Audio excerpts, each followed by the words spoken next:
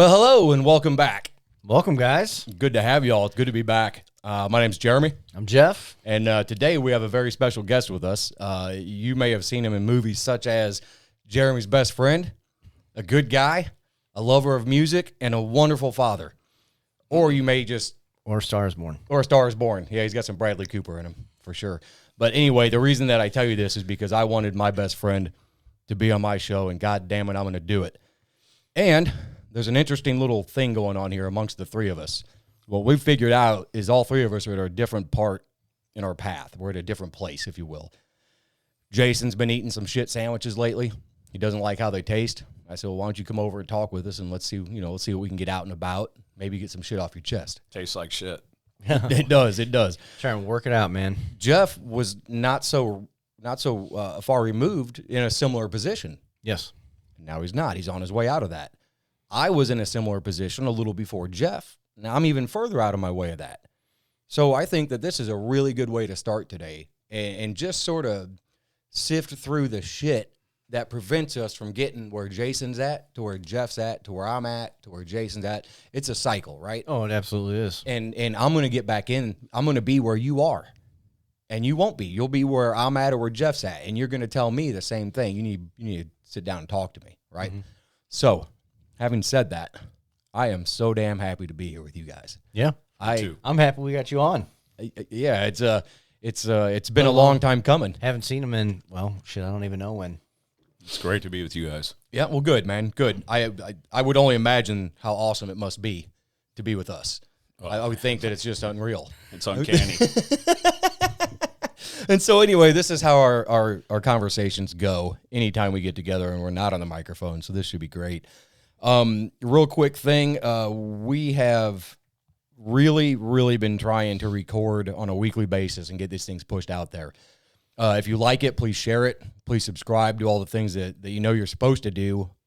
Think of us as any other small business. You may like them, you may love them, but what really helps us is it's not money, but it's getting other ears, and eyes on us. So if you could do that for us, we'll keep doing what we're doing for you, and we promise to never falter from that, and we'll just keep on keeping on if you guys keep on listening. So, Mr. Reid. Yes, sir. Welcome. Thank you for being, for one, brave enough to do this, because I know when you're in that dark night of the soul, so to speak, you don't want to be around people. Exactly. You have a hard time seeing any kind of light. I think that's a lot of people, though. Like, when I was in my little ship storm, I was the same. I was just like, man, I just want to go off and be by myself. I told him, I was like, the one day, I think I slept for like 10 plus hours, got up, did some stuff, and I'm like, fuck it. I'm just going to go lay back down. And I fell asleep for like another 4 hours that day, so like probably had 14, 16 hours of sleep, which can not even remember the last time I ever got that much.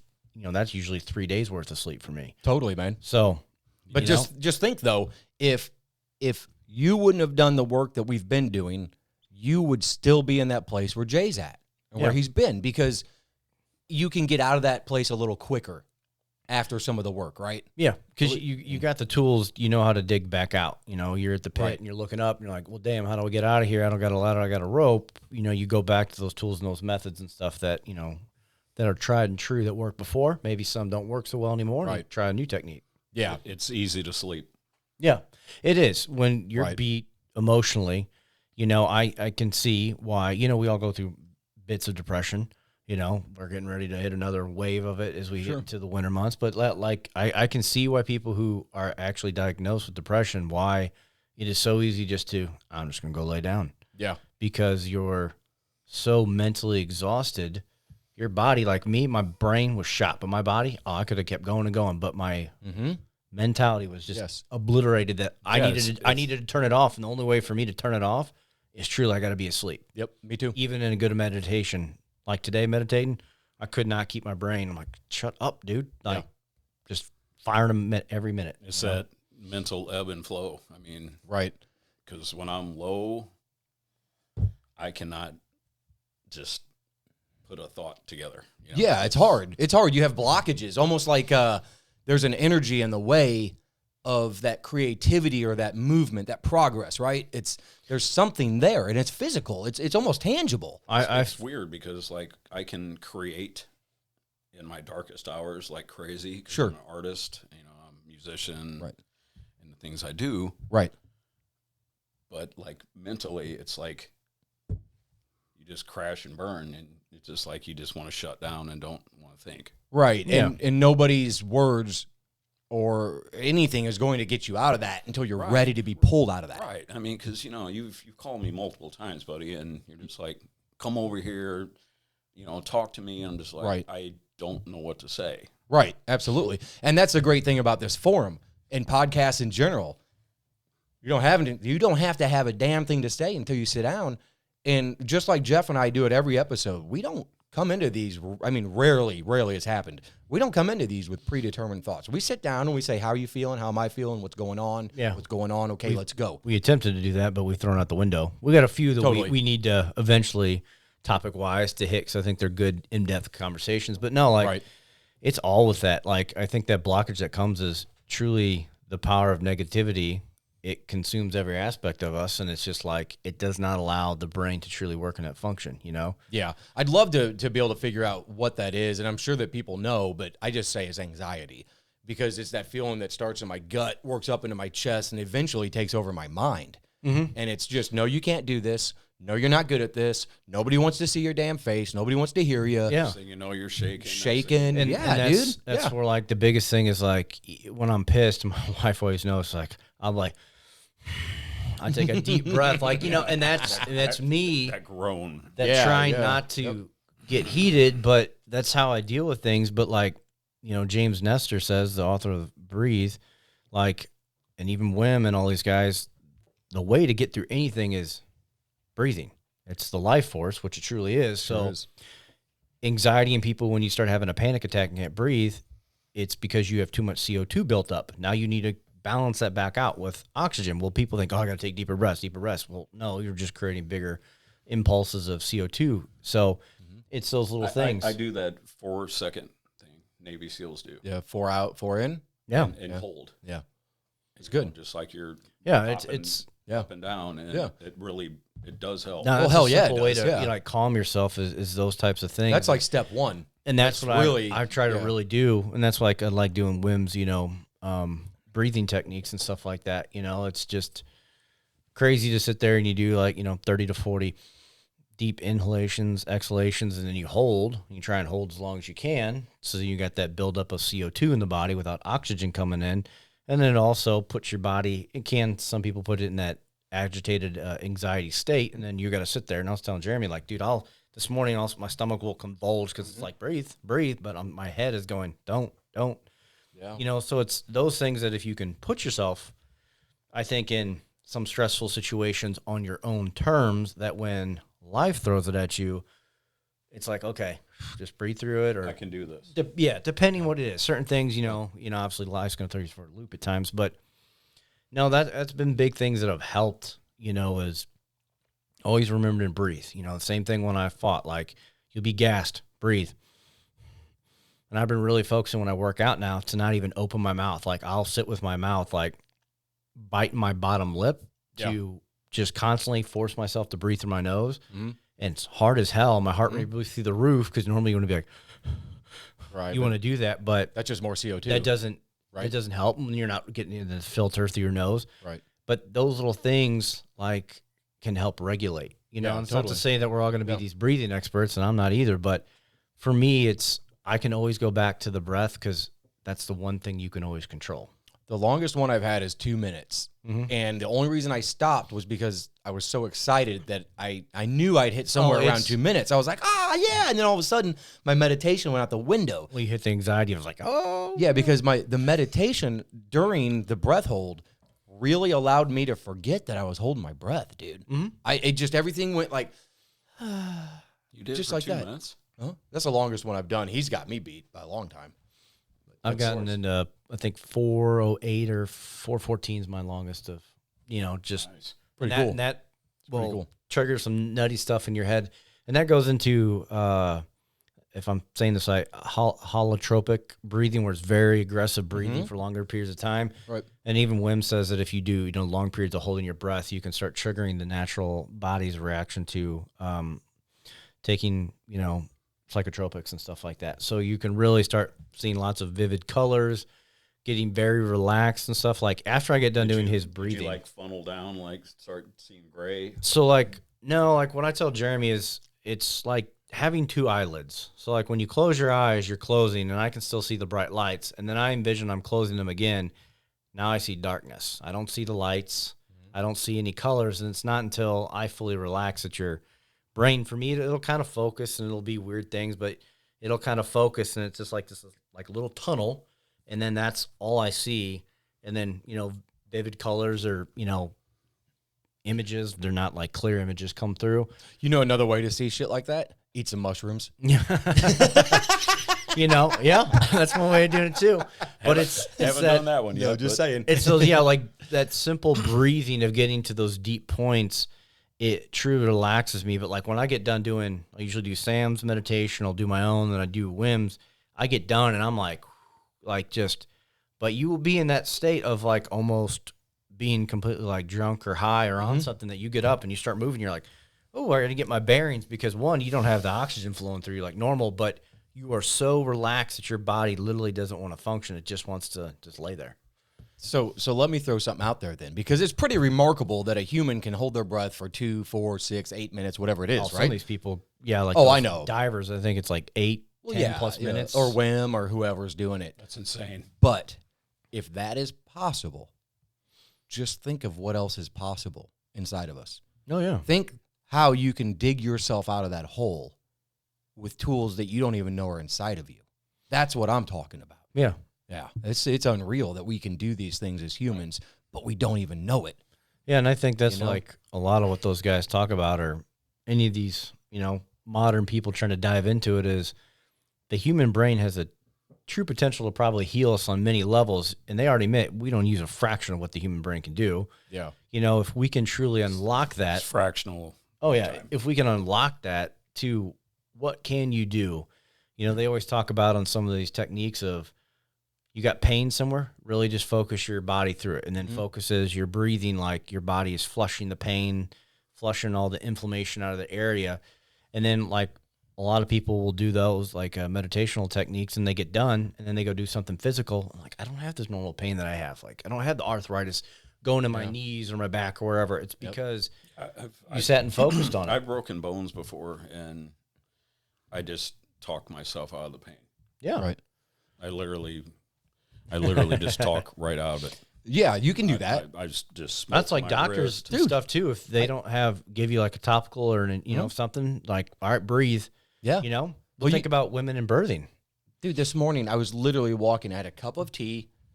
I was holding it like this. I knew it was going to be hot. Oh, you splashed yourself. No, I didn't. I didn't splash but it was steaming. And it was hot. And about 2 steps into my walk, I just went, I'll be fine. It's not hot. It went away. I don't need this hand. It stopped burning. Now, will it still give me the physical burn? Yes. If it has the potential, of course it does. Is it going to hurt? Of course it will. But in the moment, if you just get to center and you just let everything go numb for a moment, it doesn't burn. And it's another thing that we can do that is just absolutely ridiculous, But I think that, Jay, I'm interested in if you will share a little bit about what got you to where you are now. Because I think that you are just like every other man out there, and just like we are.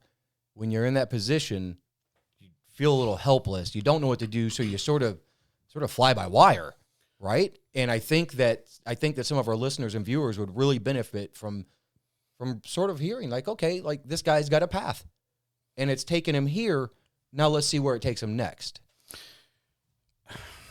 And it doesn't have to be all of it. You share what you want. Yeah, dude. You don't share what you don't want. Okay. It's a really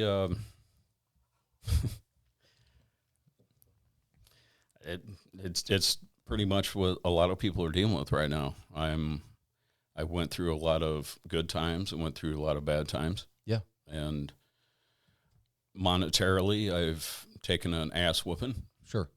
As a lot of people right now, like you mentioned. Right. Mm-hmm. And that affects so many aspects in your life as a man, especially when you're a father. Mm-hmm. Yeah, especially in this country. We are supposed to be the breadwinners according to our social makeup. Right. Right. And I don't mind that. I mean, sure, of course. My kids are like, they're my bread and butter. Yeah, totally.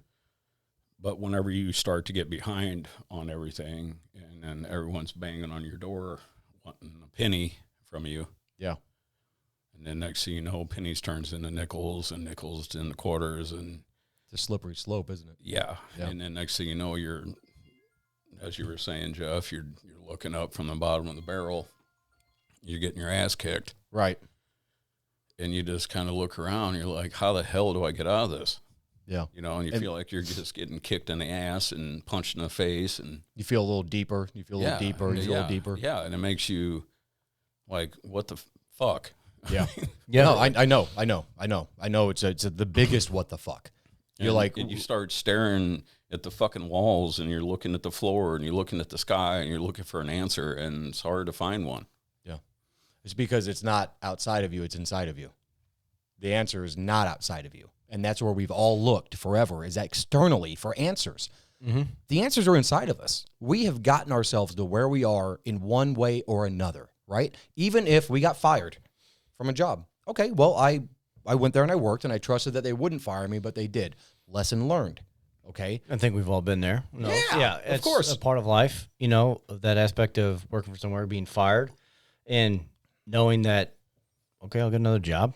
May not be the one I want, but something temporary will fill that gap, but for short or long. But Jeff, you know as well as I do, sometimes you're not supposed to be at the job that you are at.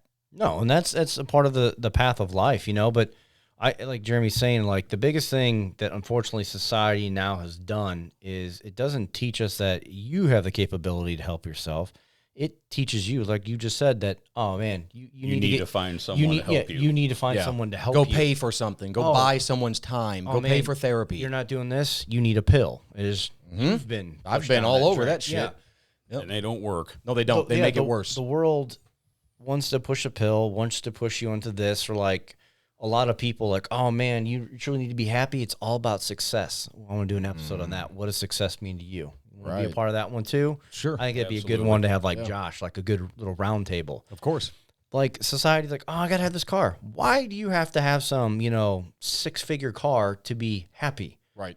Because guess what? All that can be taken in a moment's notice. Can you still not be happy with minimal things? And those are things that I've come to over this past year and like last year of realizing like, yeah, certain things you'll do and you'll buy, but you don't have to have those things. If it was taken away, it's like, oh, cool. I can still be happy because I'm alive. I can function. I can do these things.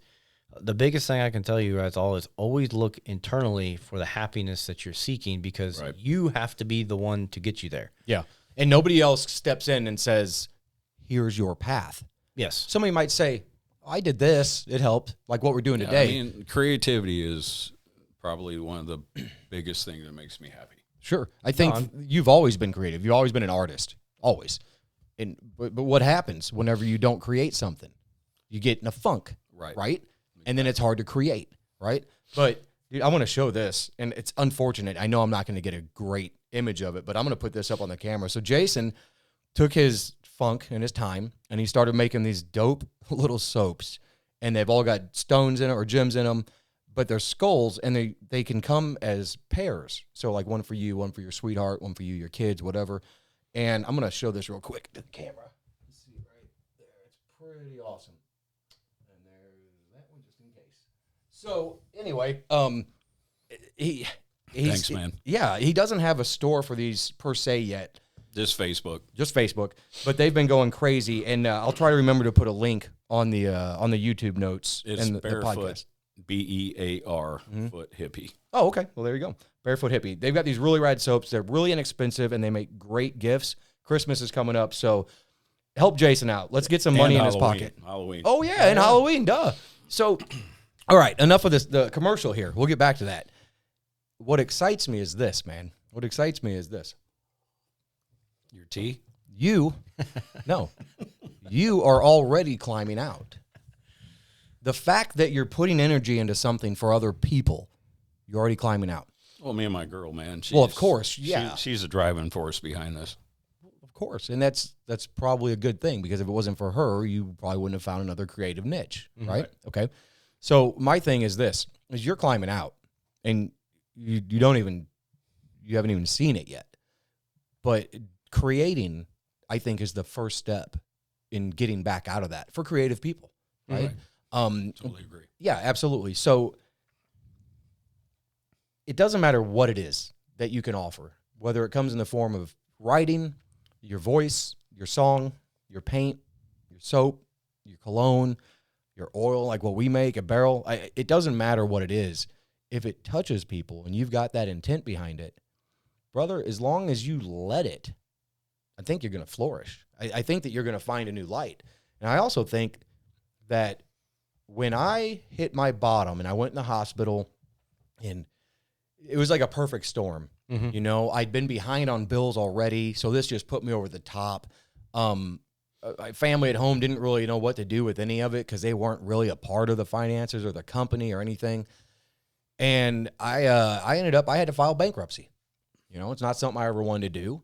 And I didn't do it to get rid of debt. I mean, I didn't put most of my debt in the bankruptcy. But there were things that were no longer serving their purpose, and there were reasons why it had to be done if I was going to get my sanity back. Right. So I did it. So I had nothing. And I snuck you in a candy bar. That's right. Yes, you sure did. Thank you for that. So at my lowest, what most people would call my lowest point, when I'm in the hospital, I'm over medicated. I don't have any serotonin. I don't have any feelings anymore. I'm just flat. You weren't yourself, dude. I wasn't. But neither are you. And neither have you been for a while. Okay, so this is my point. When I hit rock bottom,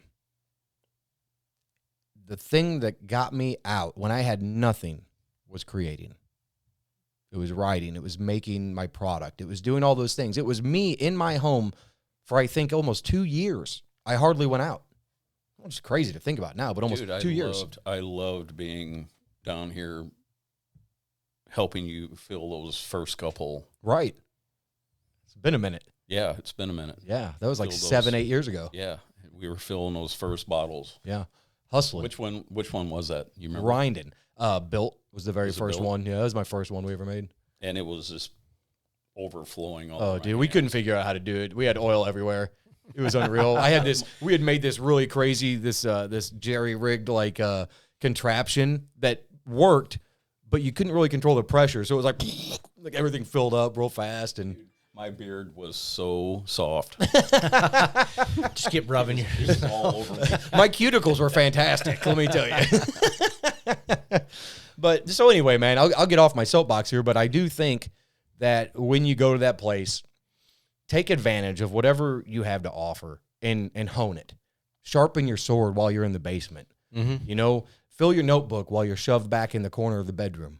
Yeah. You can't taste the sweet without the sour. That's right, man. That's right. We've said that here, and it wouldn't be one of our favorite quotes if it wasn't real, you know? And I'm glad that you said it, because sometimes we just have to put those things out into the universe to force ourselves to live by them, right? I would love nothing more than if you were to join me on a meditation one day. You know, just an easy, maybe 10-minute meditation, dude. Absolutely. I'll do it with you. It just once will make you go, oh, that was nice. Twice is like, well, I'm sort of doing something here. Third time, you're like, man, that sucked. I couldn't get anything. Fourth, fifth time, you're like, wow, this is getting better. 20th time. I'm not doing shrooms. No, 20th time, I know. 20th time, you're seeing his dragon. Yeah, well, I did. Which is funny. I went on another journey. You shared that little bit on an Instagram. That little bit, I was like, oh, that's the clip he pulled. Yeah, you like that? I got to figure stuff out, man. Sometimes I just pull a clip. Sometimes I put some work into it. So that's like for me, that's like same thing today. You know, how many times I meditated, just couldn't get my mind. Did it after my workout. My brain was firing. And it was one of those times, but it was still relaxing and peaceful still to do it. Jeff, what do you do? I want to ask you both this. Well, go. Ask away. What do you do when you meditate, and what do you do when you meditate? So Jeff, go. Yeah. So either like Jeremy turned me on to Sam Harris's app, which is good, which we can send you, I think, a week for free. I think so. Via link. We can do that. And stuff like that, or a month maybe even. That's a good one that I do. I still like relaxed melodies. that I told Jeremy about. They make 2 apps. They make a meditation and a melodies where you can pick birds, chiming. River. You can pick it all, and you can pick the different hertz.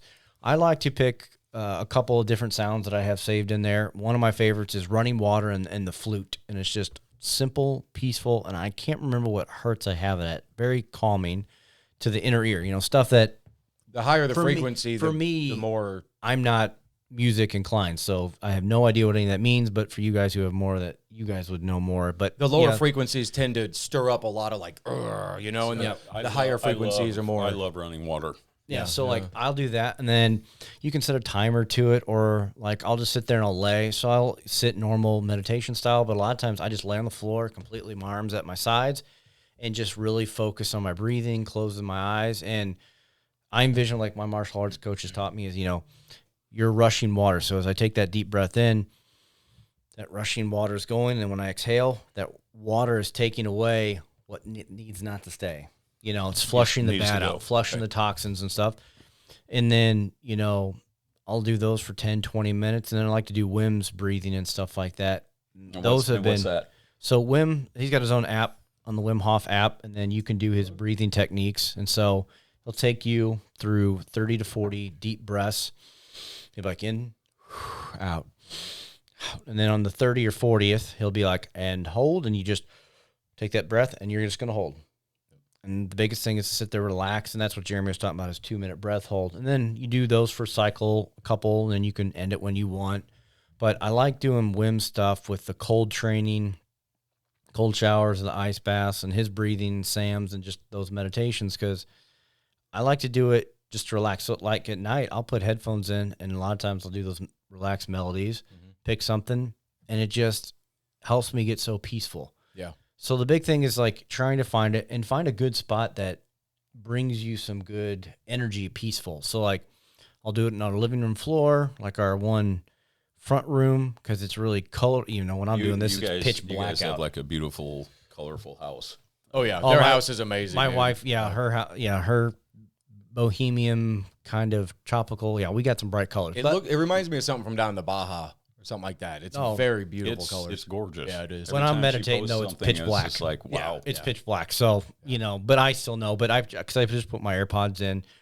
This morning I went in, I was still sweating, so I put a big ass towel down on our bedroom floor. She was up, and so I laid down in there and just did Sam's meditation and then went straight into Wim's.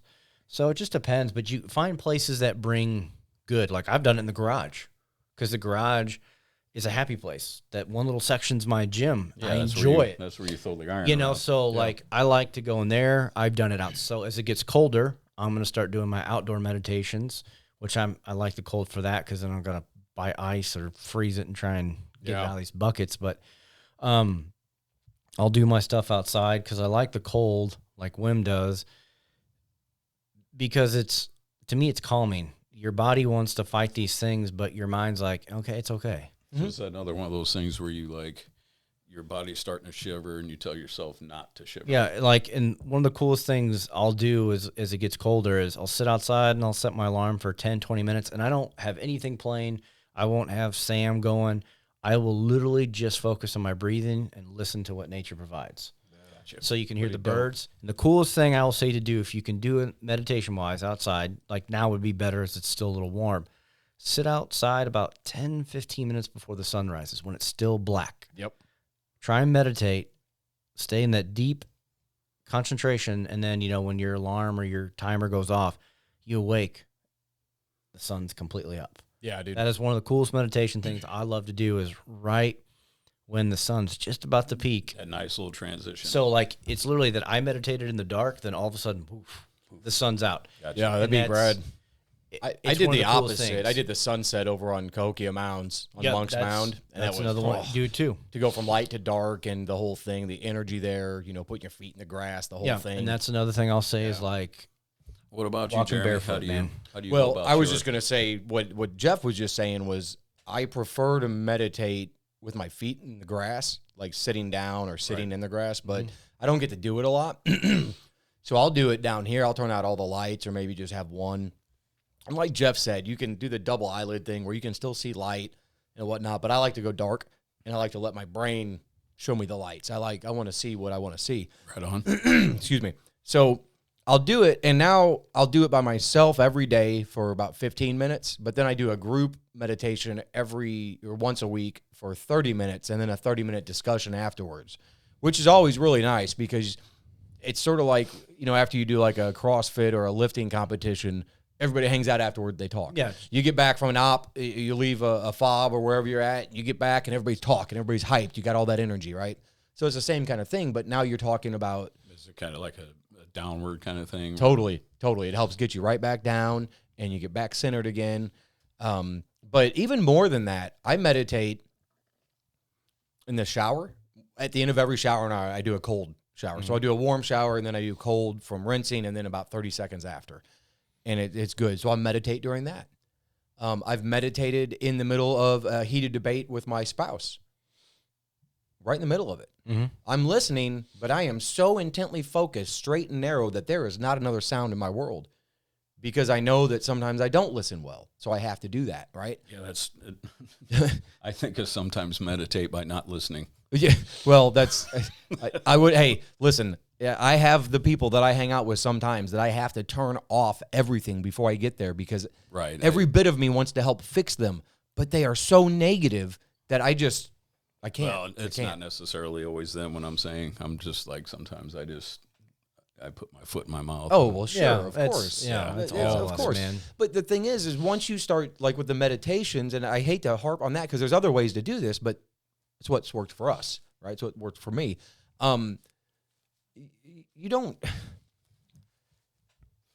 You'll find that those moments where you want to put your foot in your mouth come fewer and fewer, because you've put so much effort into just sitting there and listening. So has this helped you, like, with your relationship? Like, it has. I still have my moments where I put my foot in my mouth, and I say it's a lot more recently because I'm trying to still get out of my hole, my shithole. So, like, I've had my moments still where I'll put my foot in my mouth, like, yeah. You say you're shit and you're raging when you're pissed. Yeah. But trying to get back to that, and, I got off kilter with a few things over the past couple of weeks, and it's like, okay, get back into the routine. Like I was texting Jeremy the other day, is, get back into daily reading, daily meditations, writing. I didn't write every day before, but I wrote every couple of days, and that was just something I did. So it's like, okay, I got to get back into the swing of those things, get back into my normal routine of what was bringing me peace and calm. And I stopped doing that. It's like, man, I realize I need those things. Like, it's things that, man, days I don't meditate and do breathe work, it's like, I mean, it drives me nuts because, I love my girl to death. Mm-hmm. And I catch myself saying the dumbest shit. And you're just like, you can't take back those words you say. You can, but you can apologize with compassion. You can apologize with compassion, but it's just some of the shit that I say, I'm just like, what the fuck were you thinking? Well, that's why we're talking about the things we're talking about. But it's a process, man, of growing. Like, I still get heated. We got jokes. We were talking about our drinks here. I still internally, like, jokingly aside, like the Hulk, like Banner says in the first one, he was like, get angry. He goes, I don't have to. I'm always angry. And then, he transforms in the first Avengers. Like, internally, I always have like this massive fire going. Me too. Right. That we all do. Will keep us heated, that fight. Well, like we talk about a lot, fight or flight. I'm always in fight mode. There's not a flight, and I don't know if that comes from the years of fighting or previous nonsense. Hopefully I'll be able to analyze that and diminish one fire to leave it. But I'm always in that fight mode. And so, like, when it gets heated, it rages. And then, I'll say stupid shit, or I'll, like, just every little thing will annoy me. That air just blows under and that flame just goes. Yeah, like I was that way, like on Saturday, just like every little thing was just getting on my nerve. And it just, I don't know why, You guys know as well as I do that this doesn't make things better. No. This makes things worse every time. Yes. You know what I mean? We are not good at dealing with adversity in the moment. You have to be trained for that. You have to sharpen your sword. You really do. It's not just something that we pick up on. You have to be able to go, all right, Jeremy, I hear you. Jeremy, you and I have been friends forever. Yeah. And we've both been the same. We've been through some really fun times. Let's just say that. Some fun times Some fun times where we could have got really hurt. Totally.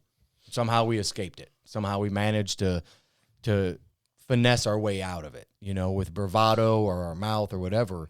But now, I mean, ripping shirts off, going back to back with 10 guys surrounding us. yeah, well, youth and bravado, you know, it does a lot for us. They all ended up just walking away, and I think I was home from on leave or something. And we Yeah. went out to a concert. yeah, and we went to saw Snapcase. Yeah, that's right. Yep. Amazing show, but people were being really rude to some younger kids and being physical. He just did not have any part of it, and he went over and called them out on it. And they said, "Let's go outside." And I didn't realize there were like 10 there dudes. was 10 dudes. And Oh, there's more than one of you. Yeah, you're the whole crowd. Great. I picked the wrong guy. so we just ripped shirts off, went back to back, and they're like, "We don't. Nah, we're cool."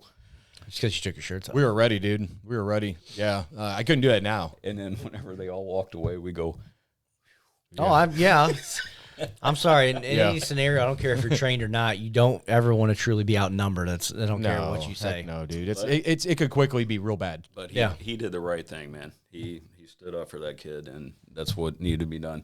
That's all I got in me, man. I don't know what's wrong with me. I've always fought other people's fights, and I did it so long that it became me instead of, like, now I can say, you know what? That's not my fight, and I don't need to get involved with that because that kid or that adult needs to.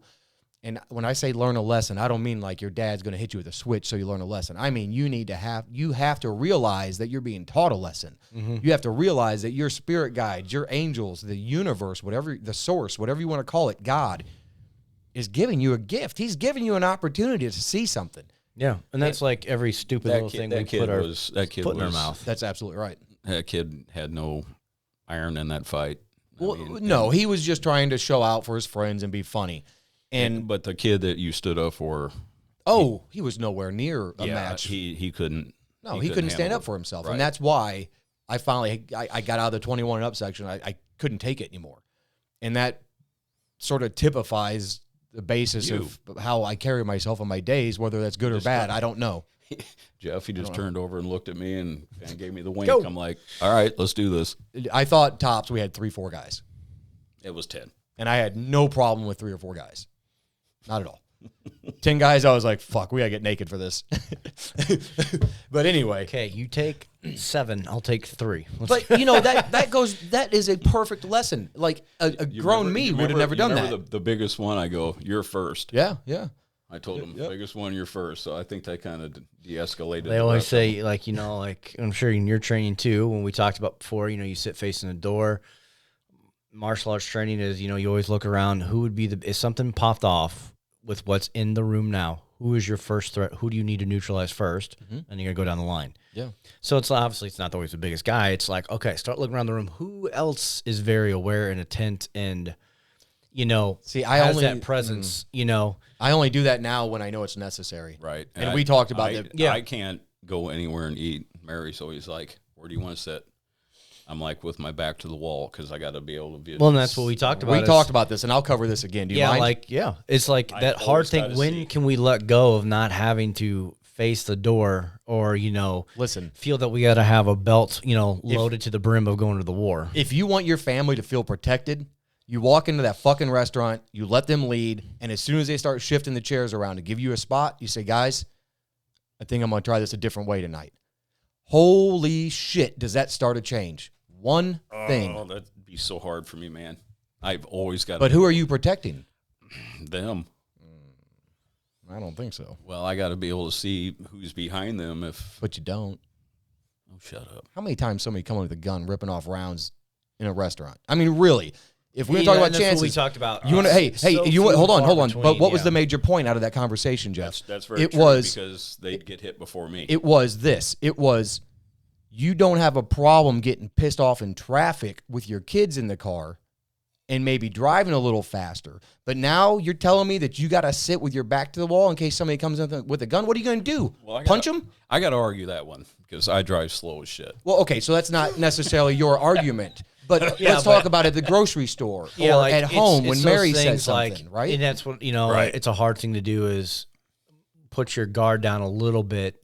As you know, there's many arguments to that of people like, well, as soon as you let your guard down, that's when something happens. Well, statistically speaking, Just gotta be aware. It probably won't happen. Right. But you should just be aware. Be aware of your surroundings. Be vigilant.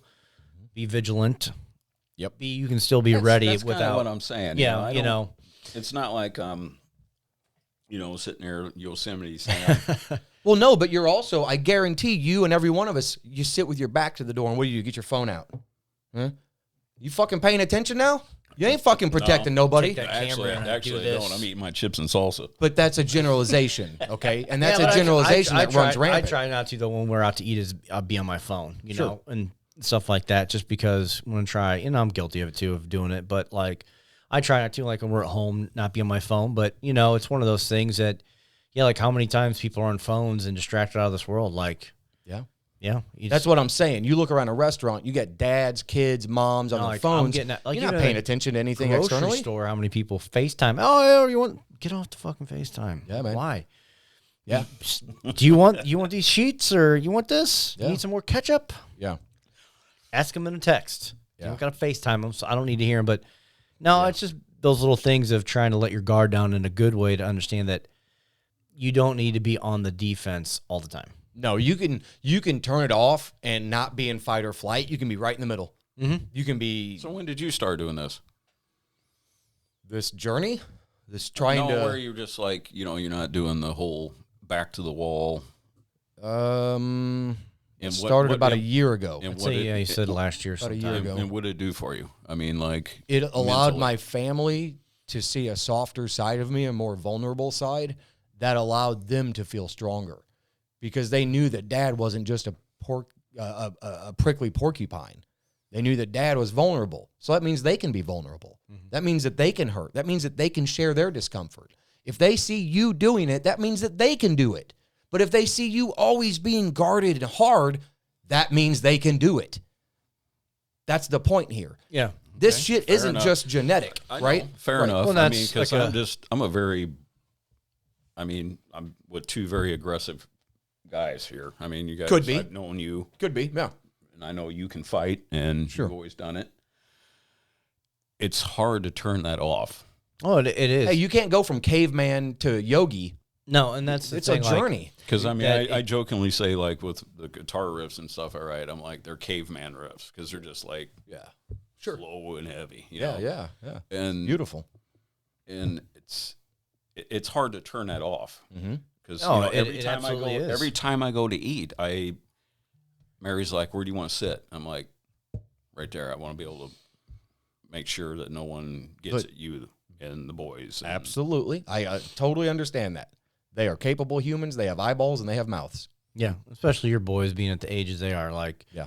I think it comes into play, too, like maybe when my daughter's older, it'll be something that I could. An absolute. I could be. Girl, man. Thank you. Mm-hmm. I could be a little bit more conscious, but she won't be that aware because she'll be wanting to play on a phone or, usually if we go to restaurants and they, got the little kids menu, we'd play like Hangman. Yeah, we play all those little things on there and all that kind of stuff. And that's usually what we do till the food comes. So it's like, but I think it's one of those things like Jeremy says, you just eventually going to have to pull yourself back. But for me, it's always been like, you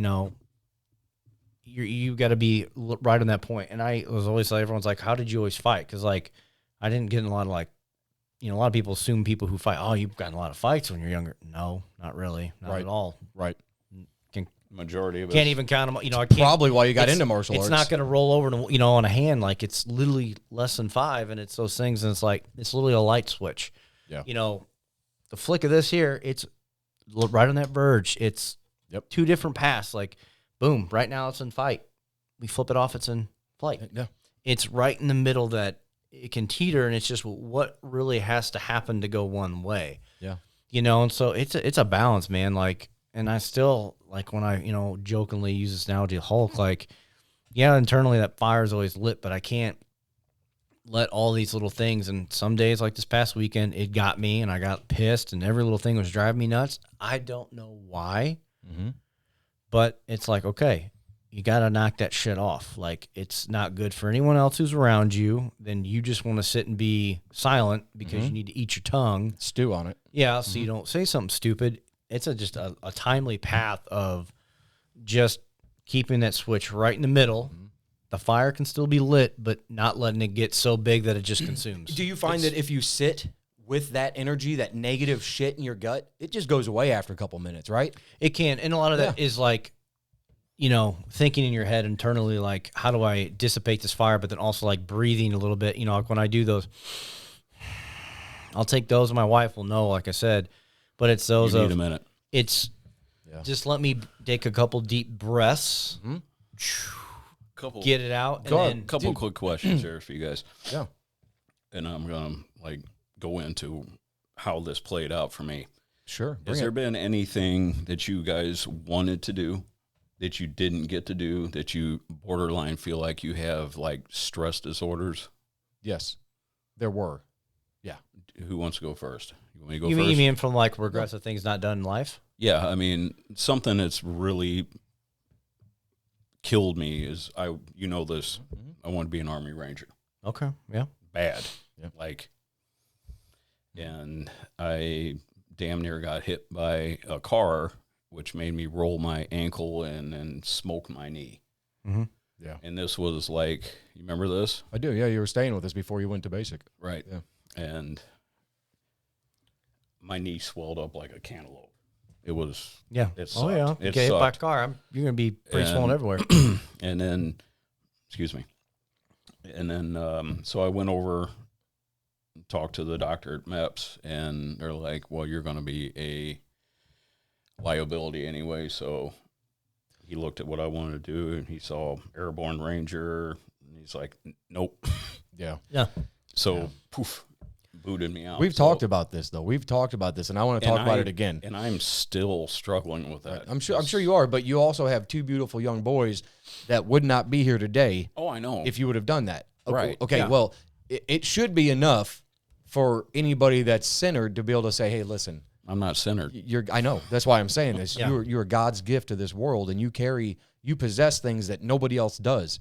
And if you would have gone in and pissed all that away with fucking rage and anger like what I did, you would not have had those two boys. You may not even be sitting here. You may probably not even be sitting here. I would wouldn't. Venture to say that you would have done something to, probably on the heroic side of whatever would have been if you were in combat, but you probably would have not been here due to some type of... You were going for the wrong reasons. You were going because you wanted to kill.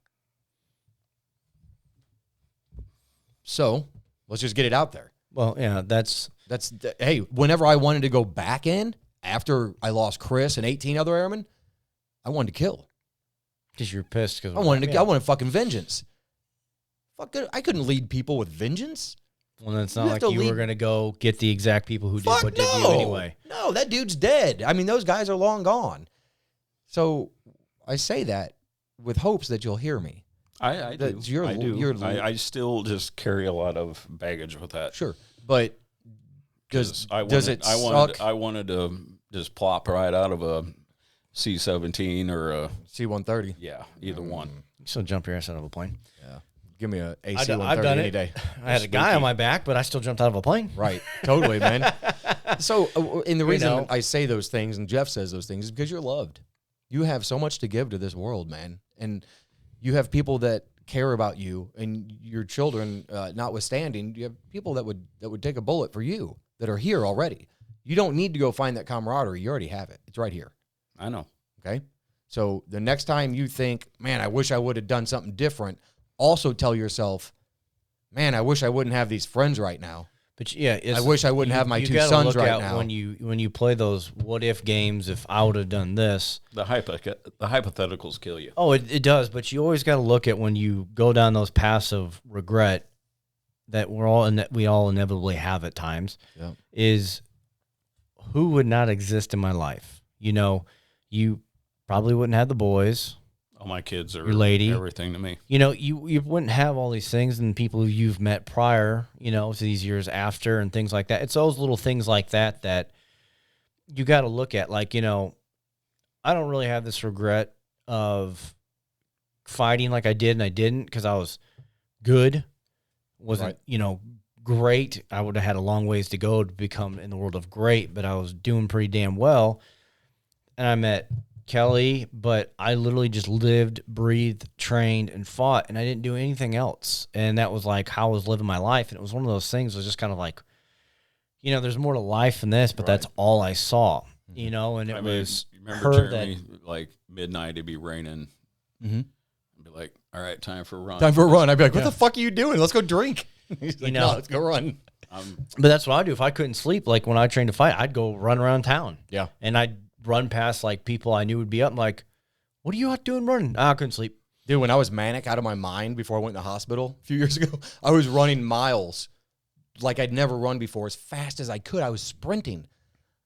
Again, it's insane what you're capable of when your mind isn't in the way. Yeah, I literally would be like, I hear the rain pitter patter. I'm like, okay, well, I got to get used to this because this is going to be go down to Gordon or somewhere else. It's like when this is what I'm going to have to deal with. Read some of those guys' stories, So I would throw on, a ruck and it's like if you read Marcus Luttrell's book, Lone Survivor. He talks about the old SEAL vet in their area that took him and his twin brother and a couple other guys. Took and trained them. He talks about what he did to prep because they had that in their minds that they were going to do, and then he's like, "It's your mindset." But he talks about some of those other kids, that never got to that stage. Which is fine. But you always got to look at as life, as crazy as it is. There's no full way to understand it. I don't care how deep you want to get into anything. No one is going to understand it. Yeah. Yeah, I don't think it's meant to be, even if you hit that. Yeah, it's to each their own. I mean, if you hit that point of enlightenment, but it's a part of this journey and everything that shaped you all the years you've been alive for now, that some of those things you may not realize it yet, but I'm pretty sure that somewhere along the line in the near future with those boys, something because your path didn't go right will be the lesson that you're going to teach them when they have to. My oldest son wants to be an Army Ranger. Okay, so can we go back to this? Because if you teach your children how to be a protector, they are going to know how to protect. If you teach your children how to love, they are going to love and protect because of the love. If my daughter goes and shacks up with your boy, my daughter comes into it looking now, because it's different, I forced a change. Hopefully she's looking for love, compassion, empathy, respect. Your boy's looking to give protectionism, power, strength. It's not what she needs. It's not what he needs. So what I'm saying is the more that we teach our kids one thing and only one thing, not a balance of love and power, then we're doing ourselves and our children a disservice. I'm speaking generally. Please don't take that as I'm talking to you. I totally get it. I mean, you see how I am with my kids. That's a very good way of putting it. Dude, we all have children. We don't want our kids to grow up hating their spouse because they fucking chose their spouse based on what their daddy did to them. Wim talks about in his latest podcast with Aubrey Marcus is that trying to tap into the past 11 generations of DNA, they believe they can start doing this, is that the trauma experience in previous generations will be in you, even though you did not experience it, you may not have been alive, that certain characteristical traits are in you because of trauma that happened to previous people in generations. They're saying it's inherent. It's inherent. Yeah, it's inherent in you because of what happened to, great-great-great-grandfather, and they got pushed into the next one, to the next one, to the next one, to the next one, to the next one, and then, boop, here you are. And then all of a sudden it's going to be, I pushed that into my kid.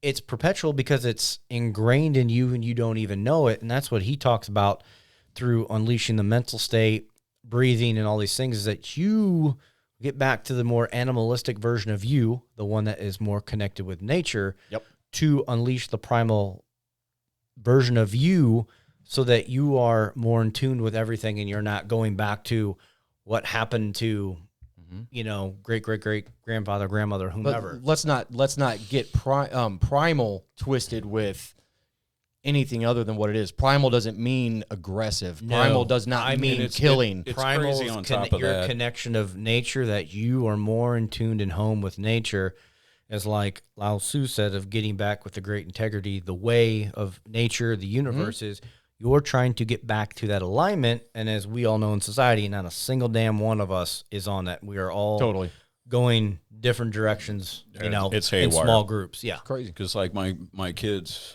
my oldest son is like my, how do I say? He's the ass kicker he's side a fighter. of me. I already know it. Your older kid's a fighter and your younger kid's a lover. That's been obvious for how long you had kids now? Yeah, I mean, as long as I have. And they're so fucking sweet in their own ways. I mean, yeah, just think. You would love my oldest son, dude.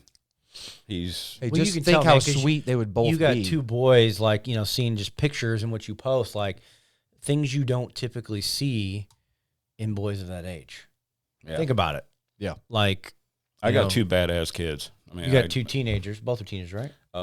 No, one's 13, one's 11. Okay, yeah. Thinking. Or I'm sorry. 12, right? Yeah. So I was soon to be 12, I was right? thinking 13 and 15. I don't know why those popped in my head, but right on that verge where you can take most typical teenagers at that age, male or female, and probably wouldn't be in that manner, Oh, I think that our children are still very much of the pliable status or state. They are not.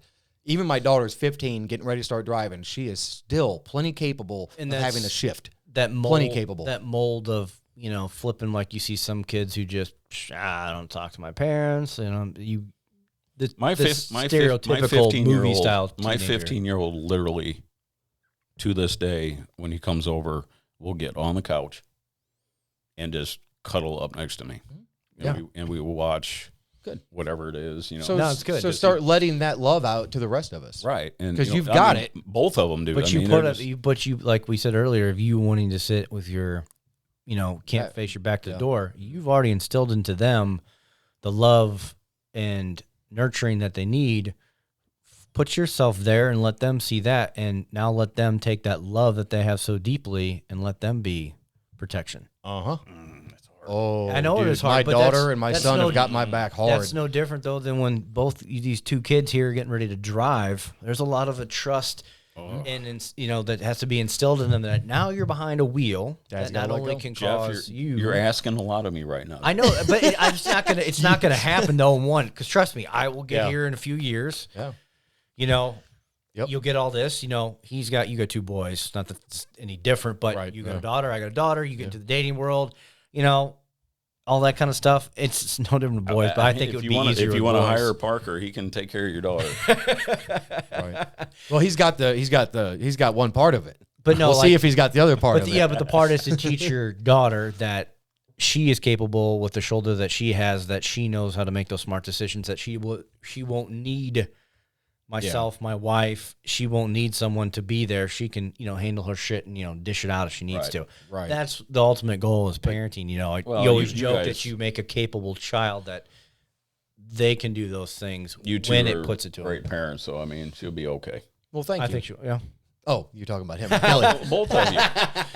I'm playing. I think but you've already known this, Jeremy. No, I was not a great. I'll put more power into Kelly than me. Yeah, sure. I was not a great parent. I was a horrible parent, but then again, I didn't really have a whole lot of parenting to look at. My mom, the little she was able to try, was hardly ever around, and then finally she was gone for good. And my dad was never around, so it's up to us. And that you were saying earlier about passing shit down through generations. I don't think it's DNA. I don't think it's genetics. I just think it's just what we know and what we see and what we do.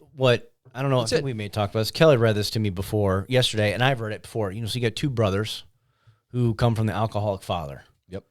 One turns into a raging alcoholic, abusive, just complete asshole. Other one doesn't drink, becomes very successful. Well, and the one goes, well, why do you drink? My father did. That's what he said. Other one, why don't you drink? Why don't you? Because I saw what my father did.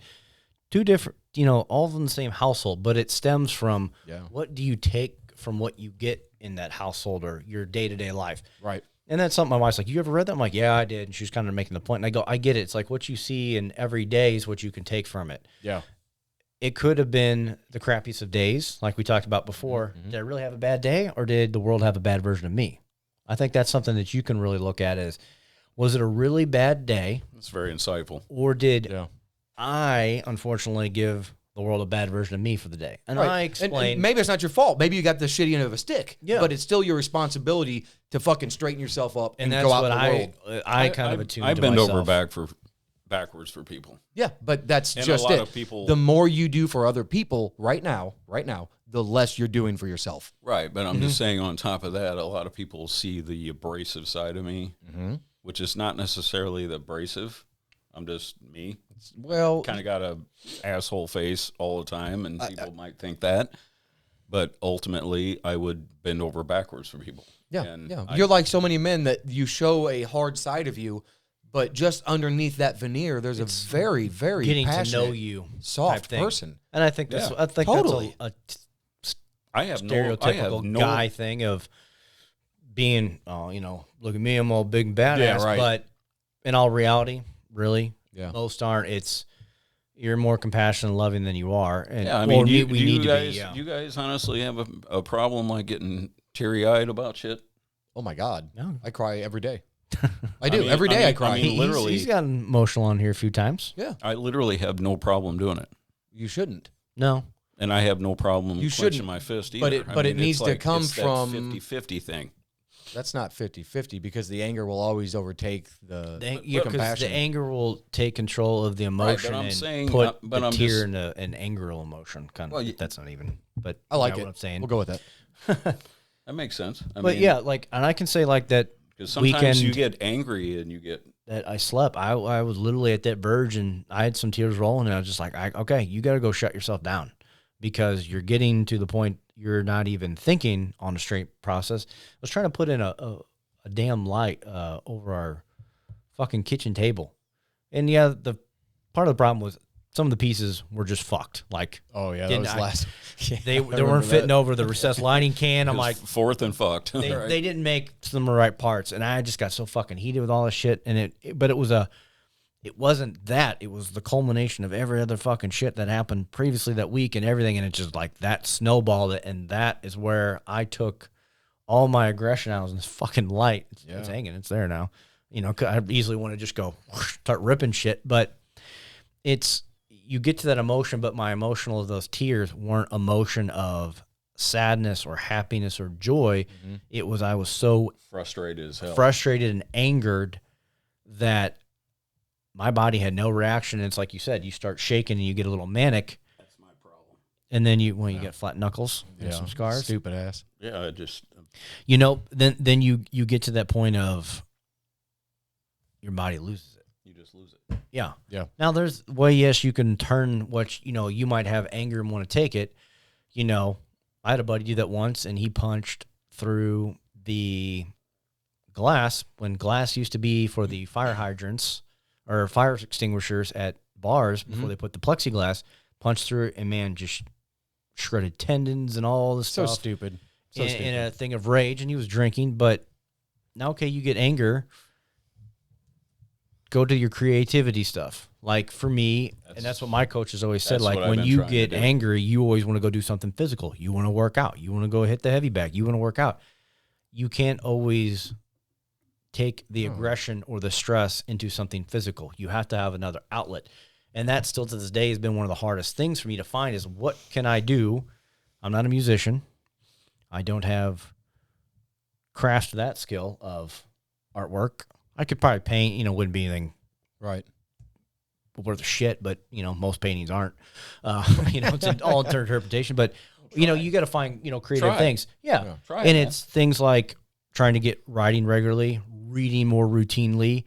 It's finding those things that release something else in me versus the physical. And that's been the always hardest part for me is anytime I'm stressed, like I'll just go work out and beat the bag or do some workout. Right. That's very motivating to me whenever I see you in the garage throwing iron around like that. I'm just like, damn. Yeah.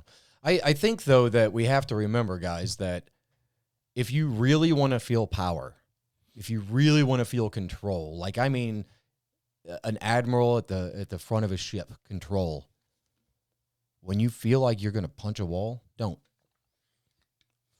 Give it 10 minutes.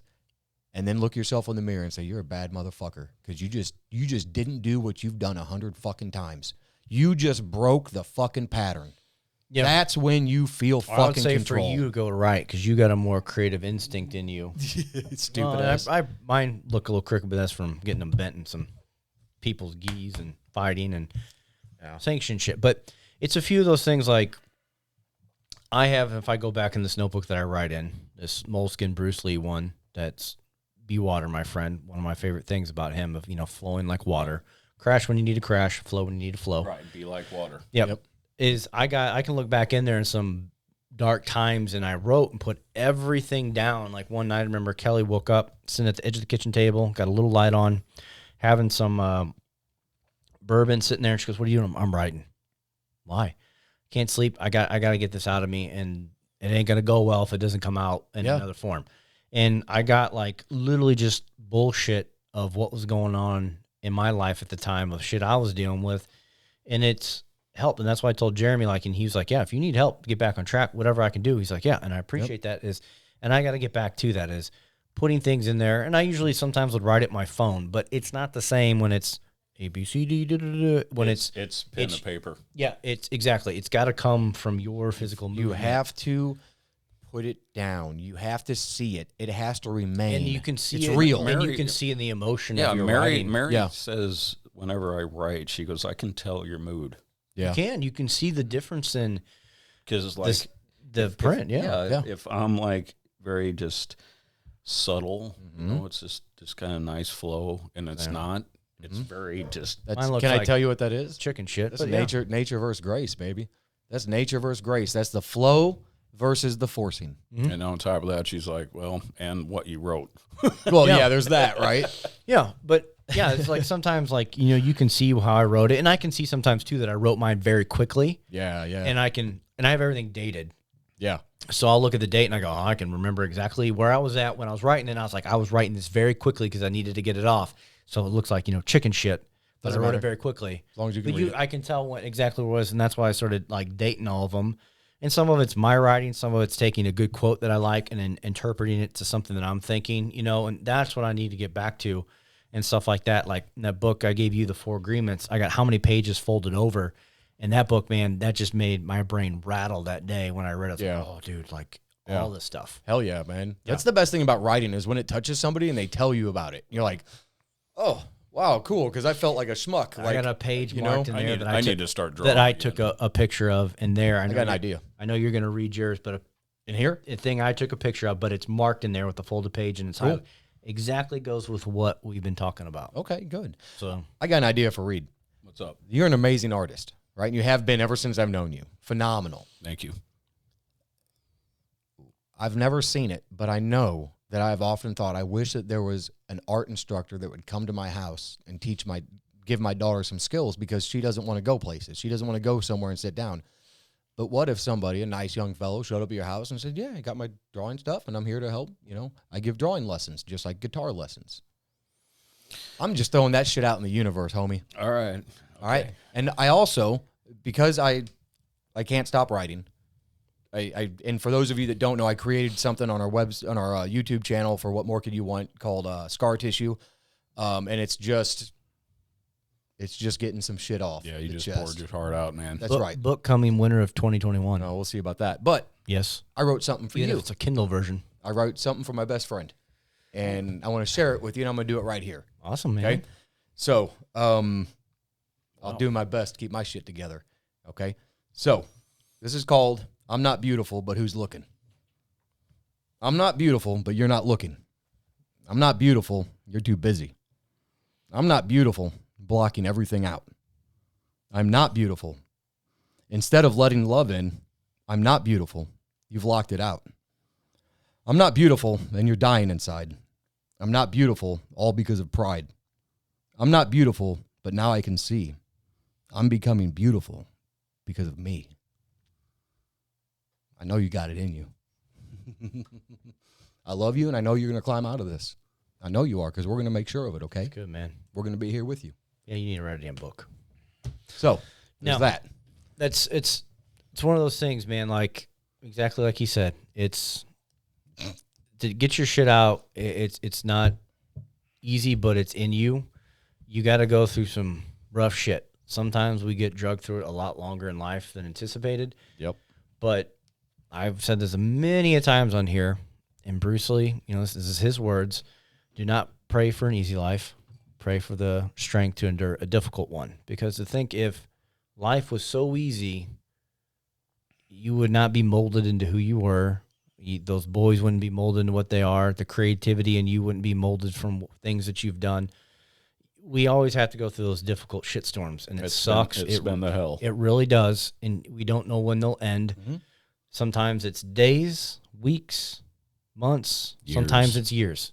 Yeah, mine lasted for years. But you read how many other people's stories who've gone through these things that your story will mean something to those that you tell when you get out of it, to your boys, to your friends, family, us, when you get to where you feel you need to be, and that's only you can determine that. We can't tell you that. When you get to that place, come back on here and you tell, your story will maybe connect with one other person, which that's all you need, that it will connect with them that, oh man, okay, this dude Jason's gone through all this shit. Okay, cool. And he's going to do it again and again. Yeah. And again. And that's the thing, is that your story will connect with somebody else. And we don't, thankfully we have this podcast to do this, or you can write. Yep. We don't all have these outlets to tell people these stories, but you guys got to just think that your story and your shit show, whomever's listening, that it will be a story for you to tell. Write it down or tell someone it, because odds are that story will help them through that storm. It's hard to be a hard ass and then come on here and try to be a soft ass. That's what this place is for, brother.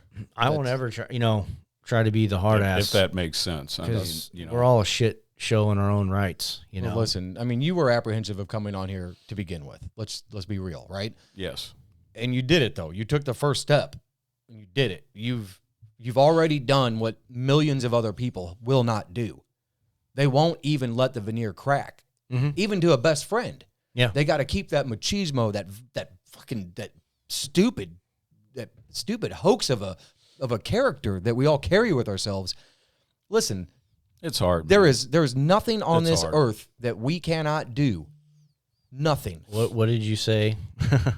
I don't know. I say everything. So what did we say that we need to make a T-shirt of? I don't know. I don't know. What is it? Let go your ego. Let go your ego. That's right. What'd you call me last time I didn't show up? I'm not going to say that word on air. No, I'm not either. It rhymes with Stussy. I was going to throw you under the bus on the mic, and I didn't do it. Yeah, we didn't do it. I didn't want to do it. We left your name. I bit my tongue, but I didn't want to be mean to you in that sense. But no, it's good to do this, man.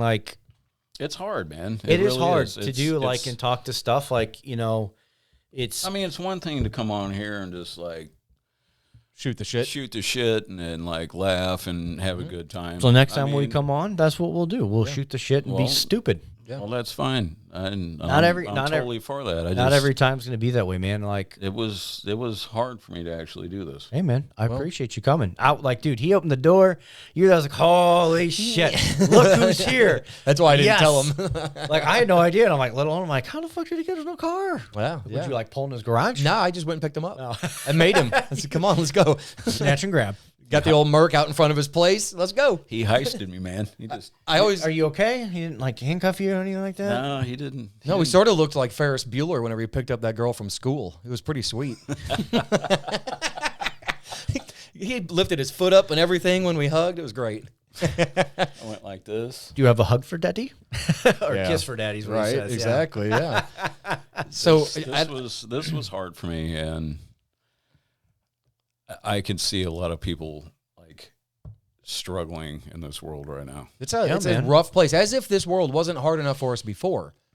Now we have even more crazy thrown on top. So just think about how nice it'll be for you to be able to find center, and it all goes away. I said something on social the other day, or last night I was at practice. I took a picture and I said, listen, practicing music is like practicing life. Right. If you focus on the center and stay on the center, the edges disappear and everything gets easy. But if you can't focus on center, you're not going to be able to achieve anything with any kind of regularity, stability, consistency, or passion. It's just not going to happen. Mm-hmm. My company would have folded. We would have never had What More Could You Want? I wouldn't be able to write shit if I hadn't found these tools and the people that teach the tools. It's there, brother. And I'm so proud of you for getting out of your hole today and coming and joining us for this. And we've just touched the surface. Yeah. So I hope that you'll come back. And absolutely. Definitely, man. Good. Because we're getting close to the end here. And I know that we've got a lot more to talk about. And I want to. But let's close this out by just saying that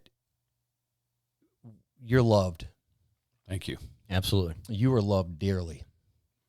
You are loved like the sun is when it comes up in the morning. You're loved like the moon when it's full. Brother, you're loved, you're cherished because of what you offer and you bring to this world. Do not think for a minute that you're alone.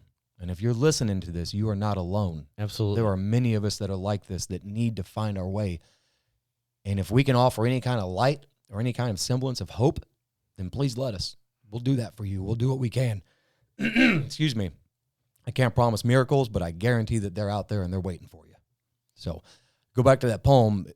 I don't know if anybody caught this, but that was the same person talking to himself. Mm-hmm. Okay?